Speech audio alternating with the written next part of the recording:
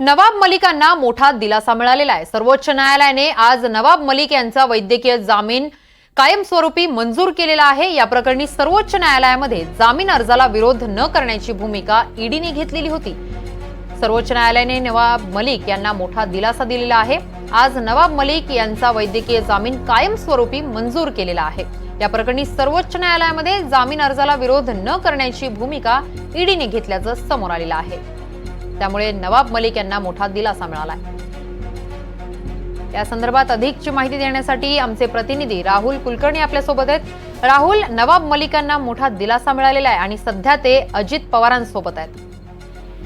हो, साधारणपणे वर्षभरापूर्वी ज्यावेळेला त्यांना वैद्यकीय जामीन मंजूर केला होता त्यावेळेला त्यांचं एकच फुफ्फुस कार्यान्वित आहे आणि त्यांना वेगळ्या उपचाराची गरज आहे ह्या मुद्द्यावरती त्यांना जामीन मंजूर केला होता, परंतु तो कंडिशनल बेल होती।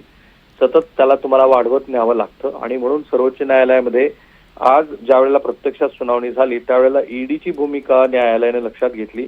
ईडीनं नवाब मलिक यांना कायमस्वरूपी वैद्यकीय जामीन अर्ज की जो बॉम्बे हायकोर्टामध्ये त्यांचा कायमस्वरूपी जामीन अर्जाचा अर्ज प्रलंबित आहे तोपर्यंत द्यायला काहीही हरकत नाही अशा स्वरूपाची भूमिका घेतली आणि म्हणून सर्वोच्च न्यायालयानं इथून पुढे त्यांचा वैद्यकीय जामीन जो आहे तो कायमस्वरूपी मंजूर केला। म्हणजे नवाब मलिक यांना पुन्हा नव्याने वैद्यकीय ग्राउंडवरती येऊन मला जामीन द्या असं सर्वोच्च न्यायालयात म्हणण्याची गरज नाही। आता तो जो मुद्दा आहे की नवाब मलिक हे अजित पवार यांच्या बरोबर आहेत, तर विरोधकांची ह्या संदर्भातली भूमिका वेळोवेळी लोकांसमोर आलेलीच आहे। त्यांचं असं म्हणणं आहे की वेगवेगळ्या संस्थांचा गैरवापर केला जातो आहे आणि मग तो न्यायालयामध्ये पण जामीन घेताना दिसतो आणि बाहेर पण कारवाईच्या वेळेला दिसतो। पण इथे आपण वैद्यकीय पातळीवरती बघितलं तर त्यांचं एकच फुफ्फुस काम करतं आहे हे न्यायालयाने यापूर्वीच मान्य केलेलं आहे।